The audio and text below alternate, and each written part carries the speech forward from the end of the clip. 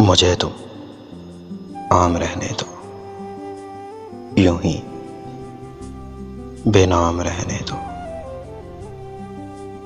जरूरत ही नहीं कोई मुझे महताब कहने की, सुहाना ख्वाब कहने की, कत्ल में आप कहने की। मुझे मगरूर कर देंगी, खुदी से चूर कर देंगी, तुझी से दूर कर देंगी। तुम्हारी शायरी, तुम्हारी गज़लें मुझे मजबूर कर देंगी।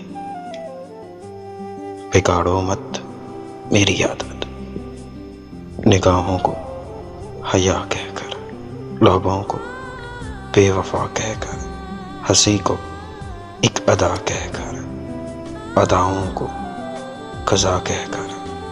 मुझे बदनाम करने की ज़रूरत ही नहीं कोई, यूं ही गुमनाम रहने दो, मुझे तुम आम रहने दो।